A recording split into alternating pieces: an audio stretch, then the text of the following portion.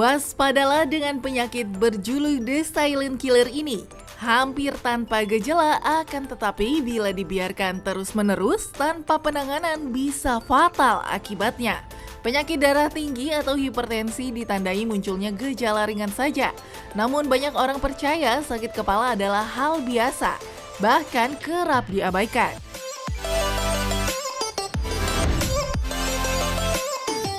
Padahal bisa saja ini pertanda Anda mengalami hipertensi atau tekanan darah tinggi.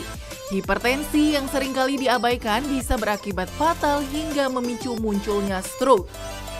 Itulah mengapa penyakit hipertensi kini tak bisa dianggap penyakit biasa.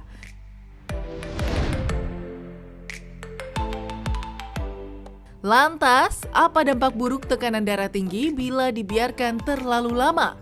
Akankah memicu munculnya serangan stroke? Simak ulasannya bersama dokter di studio Hidup Sehat berikut ini.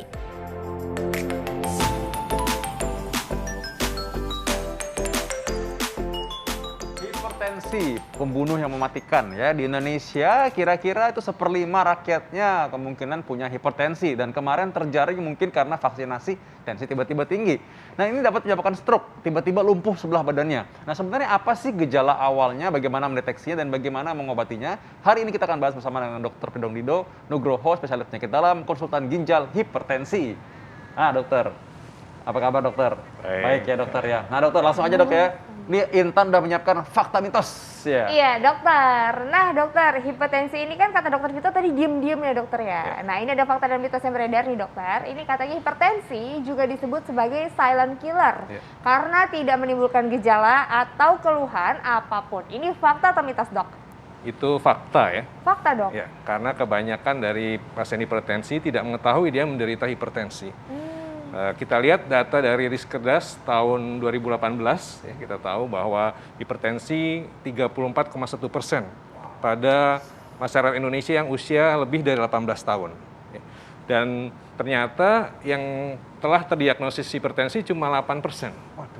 Jadi 24, sekian persen itu tidak tahu bahwa dia hipertensi. Demikian. Jadi itu fakta bahwa tidak mengetahui penyakit hipertensi sehingga ini disebut sebagai silent killer. Oh benar-benar nggak banyak orang yang tidak sadar dan nggak tahu kalau ternyata tekanan darahnya tinggi ya dokter ya. Oke. Nah ini yang berikutnya ini tak kalah menyeramkan, sebenarnya kita perlu hati-hati dan masyarakat harus tahu mengenai hal ini ya. Ini kalau peningkatan tekanan darah secara perlahan-lahan namun terus-menerus terjadi, ini dapat menyebabkan kerusakan pembuluh darah. Fakta atau mitos? Itu fakta ya. Karena tekanan darah yang tinggi ini akan melemahkan dinding pembuluh darah. Dinding yang pembuluh darah ini ya kalau yang lemah bisa terjadi ruptur atau pecah ya, sehingga terjadi perdarahan. Kalau di otak bisa terjadi stroke.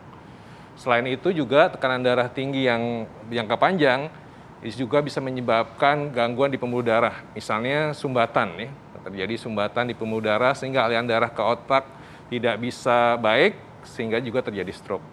Selain itu juga bisa menyebabkan pecahnya plak ya, kalau sudah ada sumbatan, ada penumpukan lemak ya, di situ lalu dengan tekanan darah tinggi itu bisa pecah dan bisa menyumbat pembuluh darah di otak yang akan bisa menyebabkan terjadi stroke.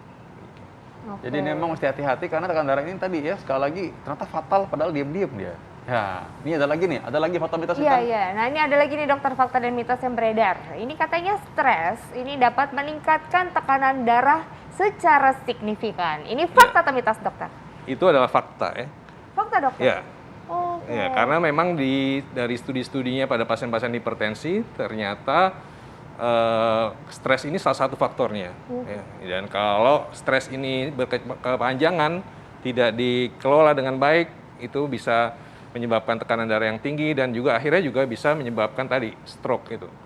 Jadi memang stres perlu dikelola ya dengan baik ya, dan istirahat cukup supaya tekanan darah bisa terkendali dan komplikasi seperti stroke, juga serangan jantung atau gagal ginjal bisa kita hindari. Oke, ini mungkin stres yang secara berkelanjutan kali ya dokter, yang terus menerus gitu ya dok ya. Berarti Ya, harus betul. dikelola, jangan sampai kayak apa-apa dikit dipikirin gitu ya dok mungkin ya. Ya, Nah, betul. mikirin darah tinggi juga kadang-kadang orang jadi stres. Jadi Dok. stres. Tambah Makin tinggi tinggi dok. ya tensinya. Iya.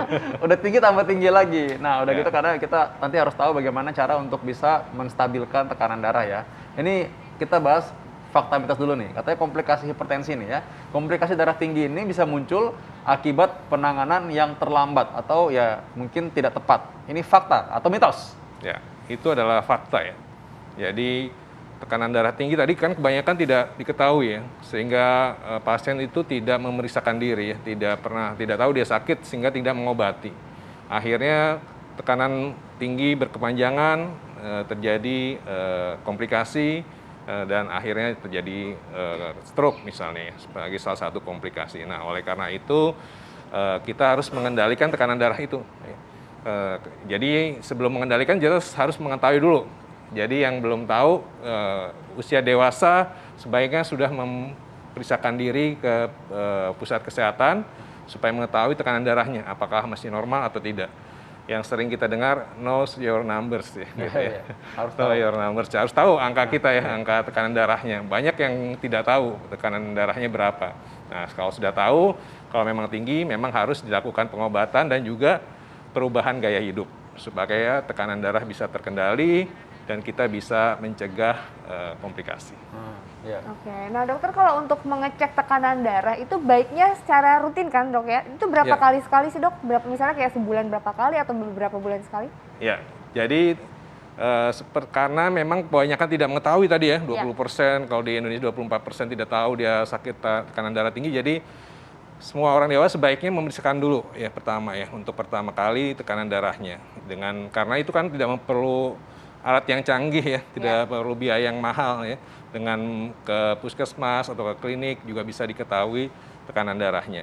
Kalau dia normal gitu ya, bagus ya, tidak perlu sering-sering sih. Antara 6 bulan sampai 1 tahun diulang lagi untuk memonitor apakah sudah terjadi tekanan darah tinggi atau tidak ya. Tapi kalau tinggi ya harus segera ke dokter supaya dipastikan memang ini hipertensi atau bukan, lalu bisa diberikan pengobatannya. Nah dok, pada saat kita periksa seandainya kita pernah menemukan darah kita tekanannya tinggi, itu harus langsung periksakah atau misalnya itu masih aman tapi asalkan jangan berulang atau gimana tuh dok? Maksudnya Ya. batasnya? Memang untuk diagnosis tekanan darah tinggi diperlukan beberapa kali pemeriksaan. Jadi kalau baru sekali pemeriksaan, misalnya kemarin karena vaksin ya, takut vaksin dia tensinya tinggi ya, banyak orang-orang seperti itu mau vaksin diketahui tensinya tinggi. Tapi kalau lalu diulang lagi di pusat kesehatan gitu ya, atau di dokter, di klinik, kalau terus dia ternyata normal, ya mungkin bukan, itu hanya peningkatan sesaat. Tapi kalau sudah 2 atau 3 kali pemeriksaan, tekanan darah tetap tinggi, itu bisa didiagnosis sebagai hipertensi. Wah, ini bagus banget ya, karena memang sebenarnya orang karena udah divaksin jadi tahu. Sebelumnya Iya. orang nggak tahu kan, kadang-kadang mungkin tiba-tiba langsung stroke aja gitu, serangan jantung tiba-tiba padahal dia tekanan darah itu udah lama sebenarnya. Nah, baik, kita mesti tahu bagaimana sih tekanan darah sebenarnya normal tuh berapa. Dan yang paling sering ditanya oleh pasien-pasien adalah apakah memang orang harus minum obat? Dan kalau minum obat apakah harus seumur hidup? Nah, sesaat lagi kita akan bahas, tetap di Hidup Sehat.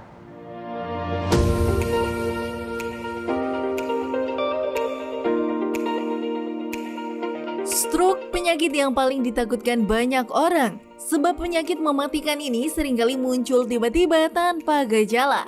Stroke biasanya terjadi akibat adanya gangguan fungsi otak terjadi secara tiba-tiba. Namun kita perlu mengetahui sederet fakta tentang stroke agar bisa melakukan pencegahan sedini mungkin. Apa sajakah itu? Berikut informasinya untuk Anda.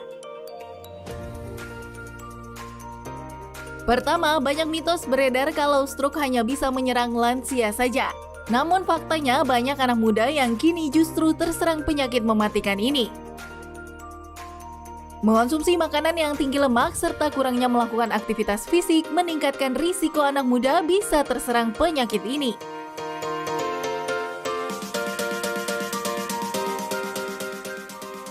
Lalu mitosnya, stroke juga salah satu jenis penyakit serangan jantung. Padahal faktanya stroke merupakan penyakit yang menyerang fungsi otak menjadi rusak. sehingga mengganggu saraf di bagian tertentu. Itulah mengapa stroke bukan penyakit serangan jantung.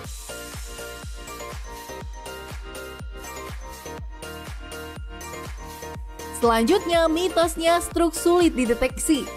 Faktanya, Anda bisa mengenali gejala stroke dengan cara yang mudah, yaitu dengan metode FAST atau Face, Arm, Speech, and Time, yaitu melihat wajah, tangan, bicara, dan juga waktu. Namun jika terjadi gejala seperti penurunan otot wajah atau berbicara terbata-bata, jangan ragu untuk mengajak pasien melakukan pemeriksaan ke dokter. Selanjutnya, mitos terakhir. Banyak beredar di masyarakat stroke tidak dapat diobati. Faktanya, sebagian besar stroke ialah penyakit iskemik yang masih bisa diobati. Walaupun bisa diobati, namun tak semua pasien stroke bisa pulih secara normal. Pengobatan biasanya fokus pada pemulihan syaraf dengan metode terapi yang dibutuhkan sesuai keadaan pasien. Itulah tadi sederet fakta mengenai penyakit stroke. Semoga bisa menjadi informasi tambahan kesehatan untuk Anda ya pemirsa.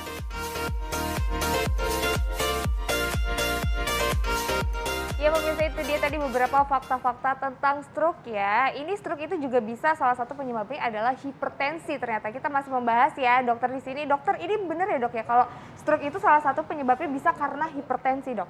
Iya, itu salah satu faktor risiko stroke. Oke, nah dokter tadi kan kalau dokter kita kan bilang ya tadi kalau misalnya sudah hipertensi itu biasanya dikasih minum obat dokter. Iya. Nah ini obatnya ini apakah memang harus diminum seumur hidup atau seperti apa dok? Ya, memang hipertensi itu perlu pengobatan dan pengobatan itu biasanya memang seumur hidup. Ya. Karena untuk menurunkan tekanan darah supaya tekanan darah bisa terkendali dan komplikasi bisa kita hindari. Jadi benar-benar nggak boleh skip ya dokter, nggak boleh ada yang lupa. Ya, karena biasanya kalau sudah memang perlu pengobatan, kalau lupa atau di skip, tensinya akan tinggi. Nah ini resiko tadi, resiko terjadi stroke, Bisa stroke mendadak ya. kalau tidak minum obat secara teratur. Oh jadi jangan menganggap seandainya udah lagi normal atau lagi tidak merasa apapun, lagi baik-baik aja tiba-tiba nanti takutnya naik lagi ya dok ya? Iya betul, ya karena banyak yang memang yang minum obat, oh sudah tidak ada gejala nih gitu ya. Berhenti. Nah, dan juga ada mitos yang menyatakan bahwa obat hipertensi yang diminum secara jangka panjang itu bisa merusak ginjal. Nah ternyata itu mitos yang salah ya, karena justru tekanan darah yang tinggi itu kalau tidak diturunkan dengan minum obat bisa menyebabkan gagal ginjal. Nah ini pastinya yang paling tidak ingin dokter lihat ya, dan apalagi dokter Pringgo Digdo sebagai seorang konsultan ginjal hipertensi. Ini sering sekali melihat orang dengan darah tinggi tidak terobati lalu lantas jadi cuci darah ya dokter ya? Ya betul. Ya itu salah satu komplikasinya selain tadi kita bicara stroke, gagal ginjal itu juga salah satu komplikasi yang kita harus hindari dari hipertensi ya. Karena kalau sudah gagal ginjal memerlukan terapi pengganti ginjal seperti hemodialisis yang orang bilang cuci darah, atau transplantasi atau juga misalnya peritoneal dialisis gitu. Nah, itu yang kita hindari. Oke, baik dokter. Nah, dokter ini tipsnya seperti apa dokter supaya orang-orang bisa, kita semua bisa terhindar dari hipertensi, dan kalau misalnya sudah terlanjur ya dokter, itu harus seperti apa? Ya, untuk menghindari hipertensi kita harus melakukan gaya hidup sehat. Ya, jadi ada beberapa langkah yang bisa kita lakukan untuk menghindari hipertensi dengan gaya hidup sehat. Yang pertama yaitu aktivitas fisik. Kita harus melakukan aktivitas fisik yang cukup. Dianjurkan itu 150 menit dalam seminggu. Ya. Jadi olahraga tidak cukup hanya sekali seminggu gitu ya, cuma 30 menit. Jadi beberapa kali seminggu, totalnya bisa 150 kali per minggu. Lalu diet. Ya. Diet rendah lemak, ya, rendah garam, rendah gula, dan banyak sayur dan buah-buahan. Ya. Stop merokok, ya. Lalu tadi stres kita kelola dengan istirahat yang cukup. Nah kalau memang tekanan darahnya tinggi, memerlukan pengobatan supaya tekanan darah bisa diturunkan dan terkendali dan komplikasi bisa dihindari.